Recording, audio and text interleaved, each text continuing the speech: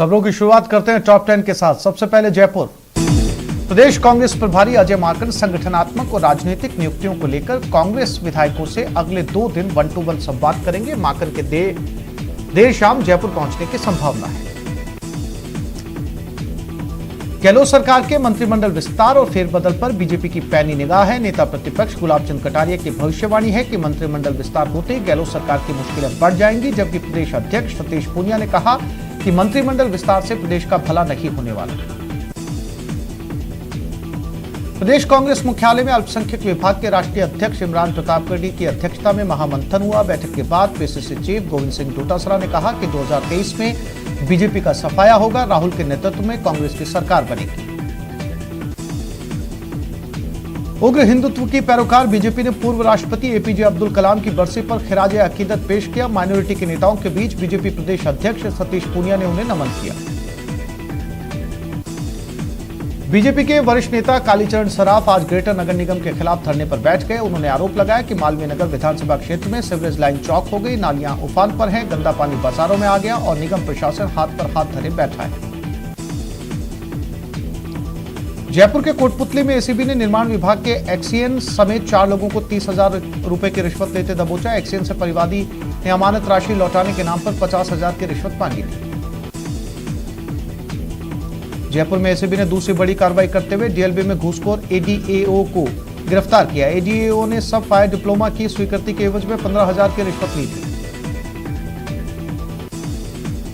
राजधानी जयपुर में साइबर अपराध का नया मामला सामने आया। पीड़ित को फेसबुक पर एक लड़की ने अपने जाल में फंसाया और वीडियो कॉल से न्यूड तस्वीरें कैद कर ब्लैकमेलिंग शुरू कर दी। प्रदेश भर में शराब की दुकानों पर शराब के साथ बिल भी मिलेगा। आबकारी विभाग ने अगस्त से प्रदेश भर की शराब की दुकानों के लिए आदेश जारी कर दिए। एक और जहां ओवररेट की शिकायतों पर अंकुश लगेगा तो रोजाना रिकॉर्ड भी संधारित हो सकेगा। जयपुर के झालाना लेपर्ड सफारी की सफलता के बाद अब वन विभाग जयपुर के पहले अभ्यारण्य नाहरगढ़ में जंगल सफारी शुरू करने जा रहा है। नाहरगढ़ सेंचुरी में जंगल के लिए 2 जोन तैयार किए गए। जोधपुर के रातानाडा थाना पुलिस ने बाइक चोर को गिरफ्तार किया। सासी कॉलोनी निवासी राजू के पास से चोरी की 2 बाइकें भी बरामद हुई। जोधपुर पुलिस ने विदेशी पिस्टल के साथ हिस्ट्री शीटर अब्दुल कलाम और बंटी को गिरफ्तार किया। हिस्ट्री शीटर के पास मिली पिस्टल इटली की बनी हुई है। पुलिस ने मामला दर्ज कर छानबीन शुरू कर दी।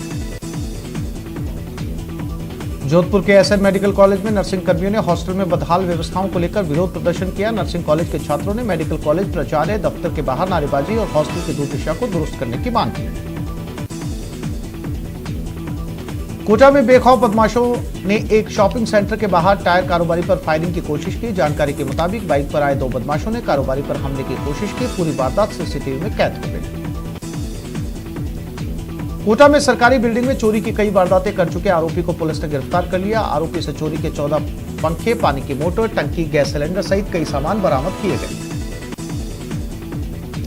कोटा में बीसी के नाम पर 45 लाख रुपए की ठगी की आरोपी महिला को पुलिस ने गिरफ्तार कर लिया। आरोपी महिला हेमलता शर्मा ठगी की वारदात के बाद हैदराबाद चली गई। कोटा के ग्रामीण इलाकों में हो रही बारिश अब परेशानी का सबब बनने लगी है। एमपी में हो रही बरसात से हाड़ौती की नदियां उफान पर है। चंबल, पार्वती, काली सिंध और परवन नदियों का जलस्तर बढ़ रहा है। हाड़ौती में लगातार 2 दिन से हो रही बरसात के बाद नदियां उफान पर है। वहीं चंबल नदी पर बने बांधों का भी जलस्तर लगातार बढ़ता जा रहा है। गांधी सागर, राणा प्रताप सागर, जवाहर सागर, कोटा बैराज पर पानी की आवक हो रही है। कोटा में 2 दिन से हो रही बरसात के बाद शहर की कुछ इलाकों में जल भराव की समस्या पैदा हो गई। शहर के वार्ड नंबर 15 प्रेमनगर सेकंड में इस साल भी बरसात का पानी परेशानी बना हुआ है। कोटा के सुल्तानपुर अनाज मंडी में अपना माल बेचने आए किसानों को बरसात के चलते नुकसान हुआ। दरअसल टिन शेड होने के बावजूद भी माल रखने की जगह नहीं मिल पाई और किसानों का माल बरसात में भीग गया।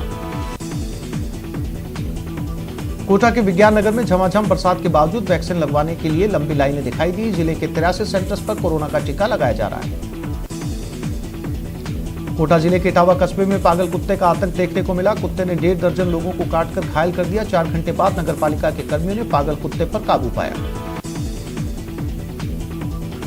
भरतपुर को फिर शर्मसार करने वाली खबर सामने आई है। 14 साल के नाबालिग के साथ गैंगरेप का मामला सामने आया। आरोपियों ने नाबालिग का अपहरण कर गैंगरेप की घटना को अंजाम दिया। इसके बाद घायल अवस्था में पीड़िता को सूखे कुएं में फेंक गए। भरतपुर में ग्राहकों के हाथों दुकानदार की पिटाई का वीडियो वायरल हो रहा है, जिसमें दो ग्राहक एक दुकानदार और उसके पिता के साथ मारपीट करते नजर आ रहे हैं। मामला 24 जुलाई का बताया जा रहा है।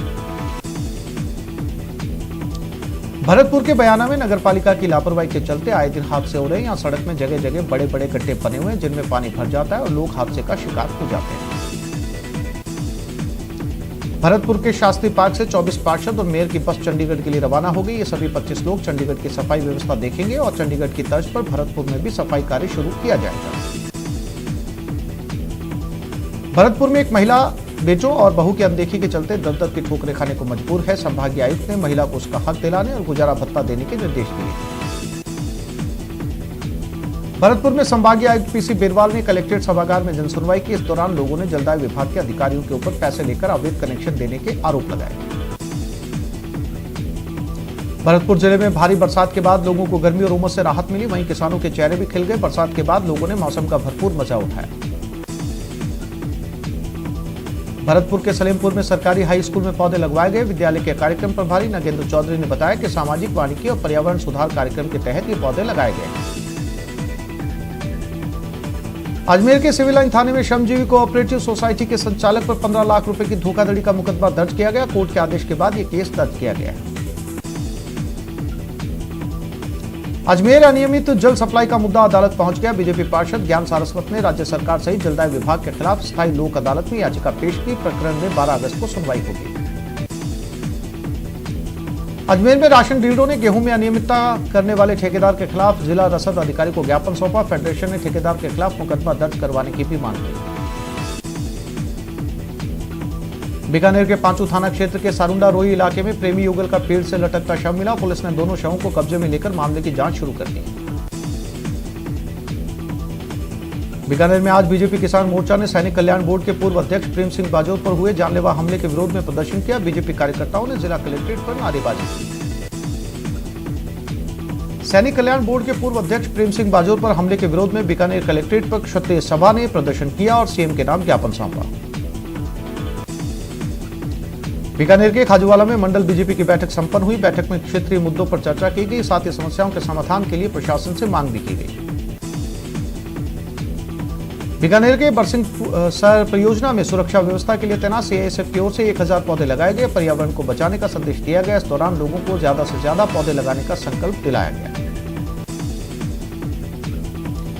उदयपुर के कुराबड़ क्षेत्र के गांव में मगरमच्छ दिखने से हड़कंप मच गया। सोमवार देर रात ग्रामीणों को मगरमच्छ नजर आया और आधी रात से शुरू हुआ रेस्क्यू ऑपरेशन सुबह तक जारी रहा। इस दौरान मगरमच्छ ने जमकर उत्पात मचाया। उदयपुर में पैरालिसिस से ग्रसित भीम निवासी गोविंद सिंह चौहान की दूसरी पुस्तक सबके हिस्से की धूप का विमोचन किया गया। दिव्यांग गोविंद सिंह अपने जीवन जीने की कला के साथ आमजन को प्रेरणा देने के लिए कोने के बल लेटकर अपने विचारों को पुस्तक के माध्यम से लोगों तक पहुंचाते हैं और आमजन को जागरूक करते हैं। उदयपुर में नीम फाउंडेशन के पदाधिकारियों ने उपलावास सरकारी विद्यालय में स्टेशनरी बांटी और ग्रामीणों को कोरोना वैक्सीन के लाभ समझाए।